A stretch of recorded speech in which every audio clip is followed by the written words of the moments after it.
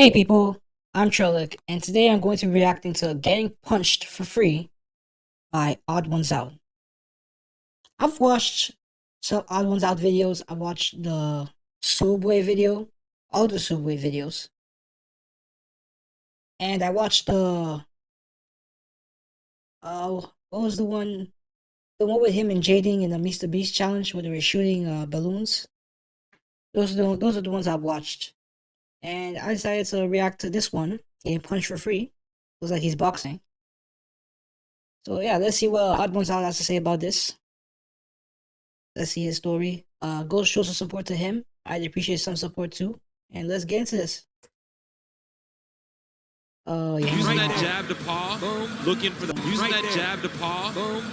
right time for that right. Yeah, that's me. You're probably wondering how I got in this situation. What's that? You're not wondering? This is just the natural life cycle of YouTubers, is what you're thinking? Oh yeah, that is kind of true. Well, why did I decide to participate in iDubbbz's Creator Clash charity boxing event where some ripped Australian guy was going to punch me in front of everyone I ever loved? On my birthday! And I wasn't even getting paid to get punched in the head! Well, I used to always be the skinny kid growing up. Not because I was eating healthy, no, I was eating nothing. I would see all the healthy food in the fridge at home and go, "Aw, dang. There's nothing to eat!" It wasn't until March of 2020 that I started exercising more seriously. There wasn't a lot else to do during that time, if you know what I mean. I have a really buff friend, DJ Welch, who you might know as the beefiest guy in Creator Clash. We got into a Discord call one day and he showed me how to exercise, and we liked each other so much that we continued to work out virtually 3 times a week. And I learned a really good life hack to keep a consistent workout schedule, which is to have a gym partner, especially one that's more experienced and knows what they're doing, and between sets you can compliment his muscles completely platonically. When you're working out by yourself, it's so easy to think, my feet hurt. I don't want to work out. I want to binge all 12 seasons of The Big Bang Theory and not laugh at all. But if you have someone waiting for you at the gym, expecting you to lift weights with them, you're not going to flake as much. Plus, you're going to look at muscle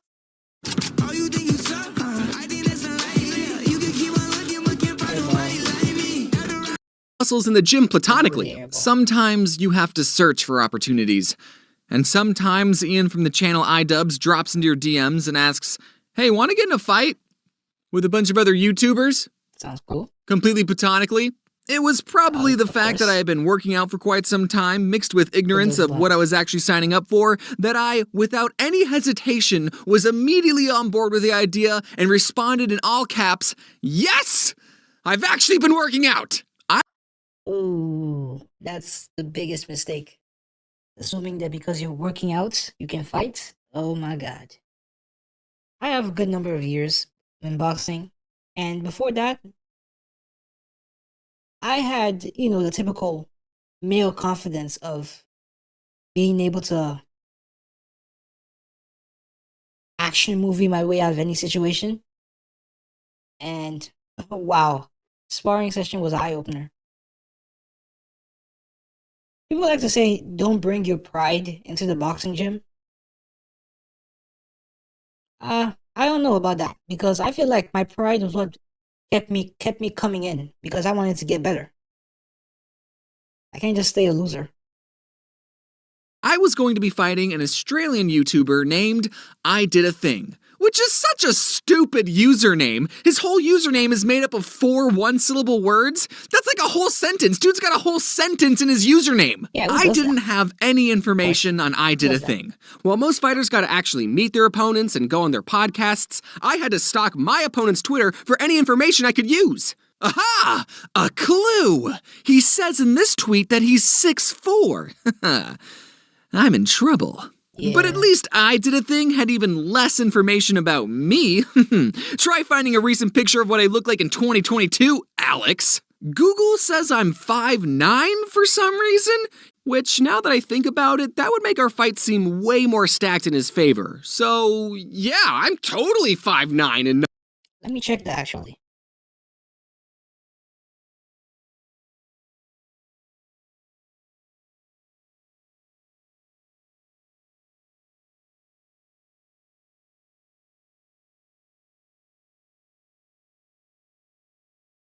It says 1.78 meters. So they upped it by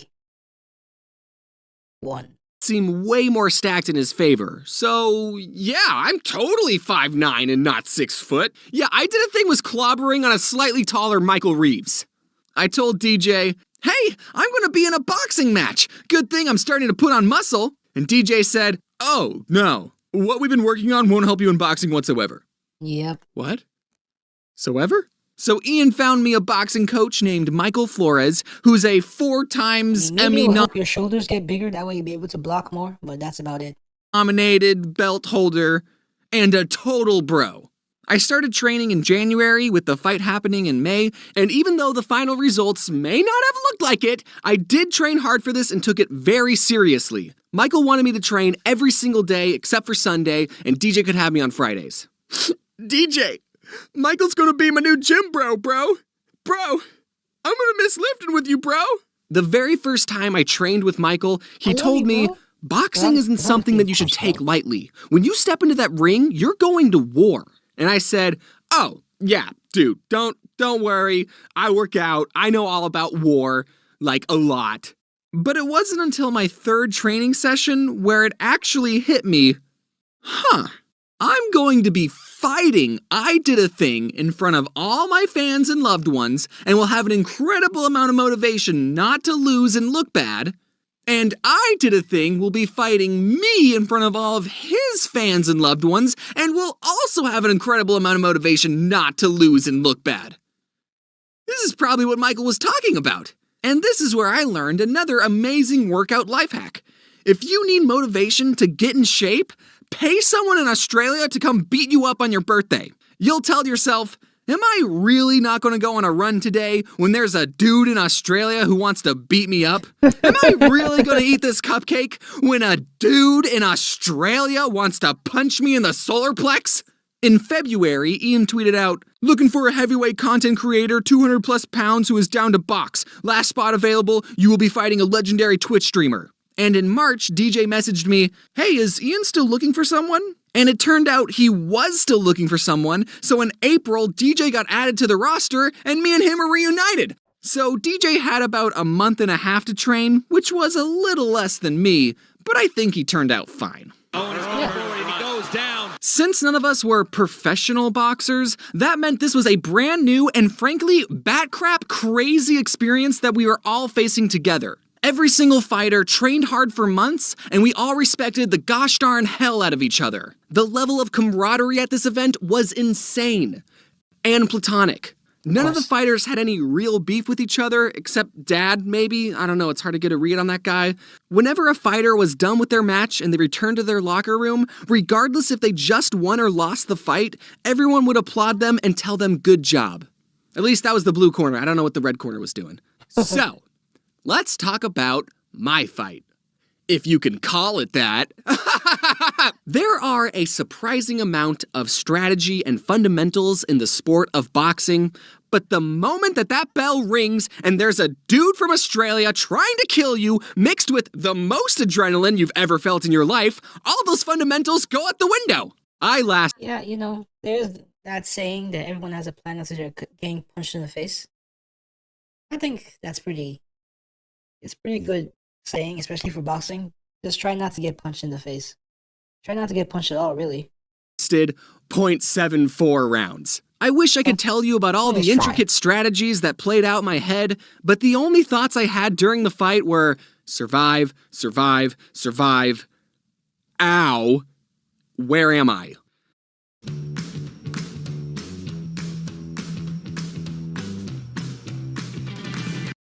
After months of work and literal gallons of sweat later, I only lasted for a minute and a half, which actually isn't too far off from what it's like working in animation.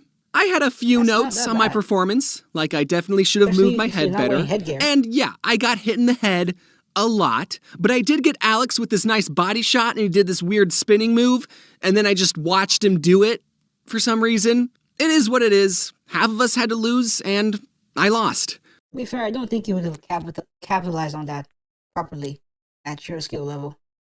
Maybe you would have gotten like one punch in, but I don't think that would have done much damage. You were already stumbling. And now there exists some amazing gifs of me getting socked in the head. These are going to outlive me. At the end of it all, I'm still extremely glad to have been a part of this. Not only did the event raise $1.3 million for Alzheimer's Association, but I also went out of my comfort zone and challenged myself. Even though I got my butt handed to me, the journey was worth it. You don't grow as a person by winning all the time. You have to lose in order to get stronger. I didn't think I'd ever say this, but I still want to continue boxing training, just without the looming threat of a chiseled kangaroo beating me up on my birthday. I have a much deeper appreciation for the sport of boxing and anyone who is brave enough to step into the ring. And if this was the first boxing show you ever watched, I hope you enjoyed it. And if you're thinking about putting some gloves on and giving boxing a try, then I totally recommend it. Hitting things is a whole lot of fun. I want to thank my coach, Michael Flores, who's an amazing guy and always pushed me to do my best, even after I lost. I want to thank DJ, who's been an amazing virtual workout partner, and I probably wouldn't have even had the confidence to participate if it wasn't for him. I want to thank my girlfriend, who got me my custom outfit for my birthday and supported me through all my training. I want to thank Anissa and Ian for putting on this amazing event. As first events go, it went over flawlessly. I want to thank my opponent, Alex, along with all the other fighters who trained hard. It was super fun meeting all of you.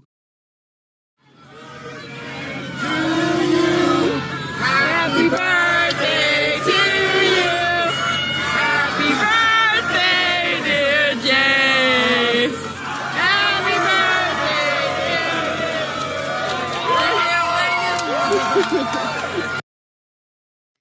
birthday. Well, that was cute. Yeah, you know, he got punched for free, but not in vain, I guess. You know, 1.3 million for Alzheimer's? That's amazing. I feel like that's worth it. Good job to James. So yeah, that was getting punched for free by TheOdd1sOut. I'd appreciate go show some support to him. I'd appreciate some support too. And I'll see you guys in the next video. Bye.